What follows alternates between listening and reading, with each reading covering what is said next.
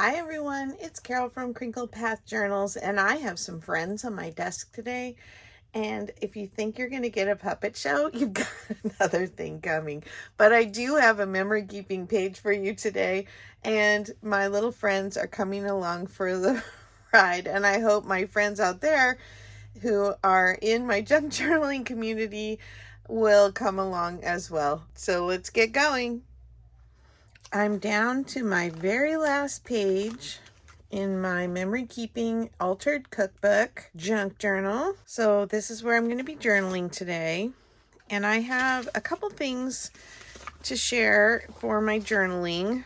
One is a diagram of a water turbine electric generating dam. One thing is a Hostess Twinkie part of a box, and I'll explain how I got that. And then some puppets, which you saw when I first started. So what do puppets, Twinkies, and a dam have to do with each other? Well, they have to do with my 3 favorite field trips in the 70s. So I can't wait to tell you more about this and figure out how I'm going to get something on the page. I'm figuring, because this is kind of big, that it's going to have to be my background, but I don't necessarily want all the words, and so I'm probably going to go ahead and cut this down, and then my Twinkie will make a nice tuck spot. And I know I have felt, because I wanted to make a little tiny puppet to put on. I have felt, but because we are packing to leave for next week, my husband had pulled out our camping tables for our group, and they are between where I need to get to the felt in my storage area, and so I can't move them to get there. So I figured I would just draw something to represent the little thing that I'm going to make with felt, and then replace it a little bit later. So I was in a class of maybe 20 kids through most of elementary and up until high school. I think the graduating class had about 25 students in it. And it was a tiny little Christian school. And we would ride in the parents' cars to field trips, because there weren't enough of us to warrant firing up the bus. And my 3 favorite field trips were when I went to the Folsom Dam, when I went to the Hostess Bakery, and when I went to a puppet maker. And so that's what I want to tell you about today as I'm getting these things on the page and journal about. So, being a child of the 70s, we visited the Folsom Dam, and it was a big time where they started pushing for energy conservation. And so we got a tour of the dam, and then we learned all about how we needed to make sure that we kept our lights out, and they gave us stickers to put on our light switches that said lights out. Actually, let's see, I'll cut this way. And I remember, for some reason, really taking that to heart, to where I was then obsessed about turning out light switches after people. I still kind of like to do that. My husband turns all the lights on and I turn them all out. Let's see. I want to scoot this over some, so figure maybe if I cut it, I can kind of overlap it. Anyway, it was really interesting to me to go down inside the dam, be under all that cement, and it made a very big impression on me, I guess. And then we had a big picnic out on this hill overlooking the reservoir. And I felt so smart because when we would go back and visit the lake, I would tell my parents all about my visit to the dam and how I knew all this stuff about it. Maybe I can scoot it this way a little bit more, trying to make it fit. And I want to say that the dam tour was around 3rd grade, maybe.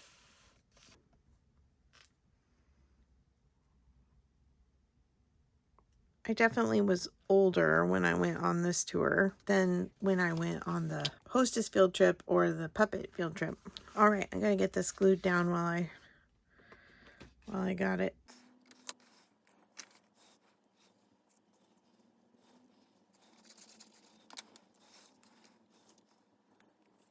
I can't believe I'm this close to finishing this book.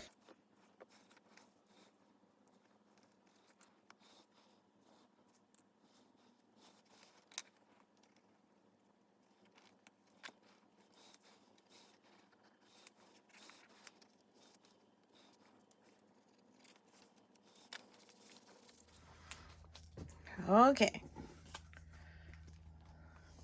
So the water comes in through the penstocks.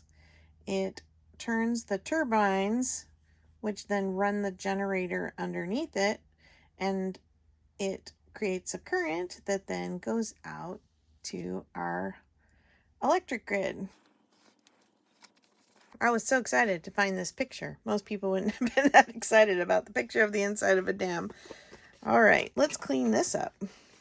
So the first field trip I ever went on was to the Hostess Bakery in Sacramento. And for years and years growing up after I went on this field trip, once you were aware it was there, then you smelled it every time you drove through. It was near the Arden Mall on the opposite side of the freeway. I went in 1st grade, and when I was waiting to, I think I'm going to put this down here. When I was waiting to leave for the trip, because you would sit down in class and all the mommies that were driving or daddies that were driving would come into class and they'd write their names on the board and how many seats they had. And then the lottery would start and you'd find out whose car you were riding in. Then a little child sitting in front of me raised their hand and was flailing and poked me in the eye. And I ended up having to wear an eye patch on the field trip. But the bakery smelled so good that it took my mind off of it. It smelled so good in there. My grandmother used to make bread, and that smell of baking bread was just overwhelmingly good. And when we came out of the tour, we each got a Twinkie and a tiny little loaf of Wonder Bread.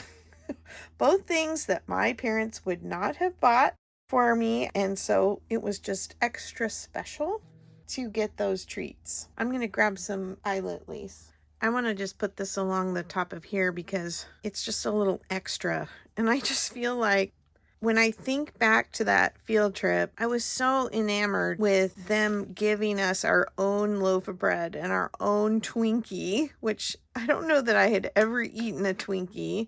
My parents were kind of health nuts, and we only ate, whole grain bread, and we didn't eat sugar cereal, homemade granola, or Cheerios with no flavor kind. It's not like they never gave me sweets. They would make cakes for birthdays and things, but it wasn't commonplace to get processed food, and they were probably doing me a big favor not to get me hooked on those things. But when it came time to get this, I wanted a Twinkie wrapper or a Twinkie box. And so what ended up happening was, if it had been a ding dong, I probably would have bought one and forced myself to eat it. Twinkies are not my thing.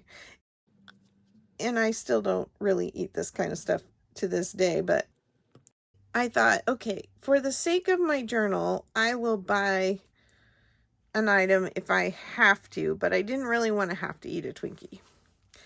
And so we were at the gas station, and I had walked in with my husband, and I noticed they had single serving Twinkies in a box on the shelf, and they had a few different boxes of Twinkies and Hostess cupcakes, and I don't know where they manufacture because that bakery that I went to is no longer operating, but they still are somewhere up here in Northern California. And I noticed that one of the boxes was getting low, and so I moved like the 1 or 2 Twinkies that was left in that box into another box, and then I took the box that was empty to the trash and I pulled one piece off so that I could make my little Twinkie thing for my page. Probably the most impressionant field trip, just being handed those 2 loaves of sweet goodness and the smell of baking bread. It just was very heartwarming and special. Then, when I was in 2nd grade, we went on a field trip to Davis, California, and we went to a puppet factory where the man makes these felt puppets. And I had a little dog, which I don't have anymore, but it was one of these short ones. See how some of them go on your whole arm and some of them just go on your hand. And so my puppy was one of these short ones. They take you through and show you all the cutting of the felt and the assembly line, and then everybody who went on the tour got to pick a small puppet, unless you had brought money for extra for something more.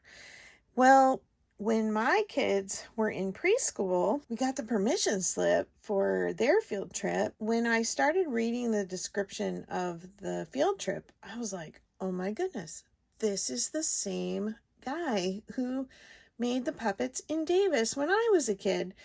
And sure enough, we went to the factory, which had moved to Fairfield, California, which is just right down the road from us. And I'm going to draw my little puppy while I tell you about this.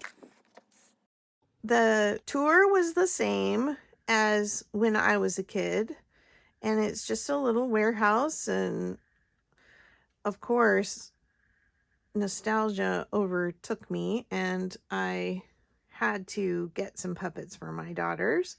And I'm going to guess that it was my older daughter who went, because she loves giraffes and elephants, and she loves sunflowers.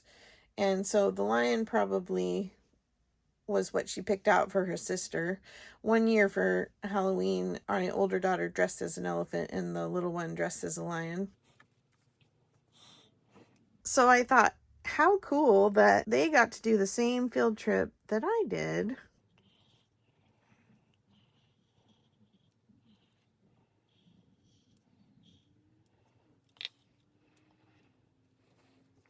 I'm going to look at the lion because my dog definitely had long ears.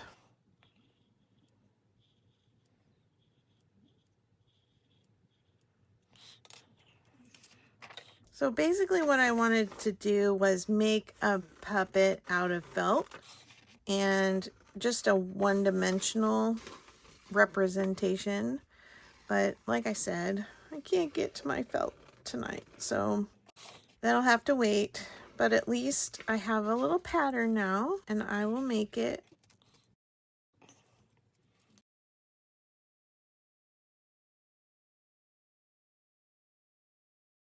I want to make a journaling card too, to stuff into this pocket before I glue that down.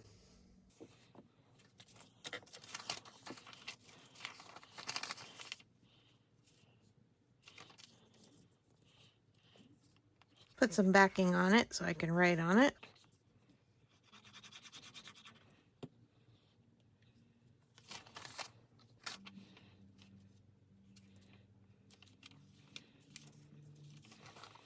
So did you have a favorite field trip that you got to go on? Did you learn something that made you feel like you were more informed about the world, or did you get a special prize when you went to your field trip that stuck with you? Did it bring back memories of something else? I'd just love to hear about your story, because your story matters too.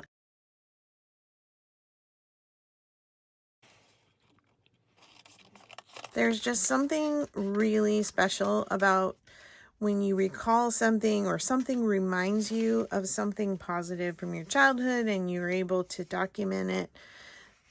It just brings about some real health and healing in our state of mind to think on good things, right?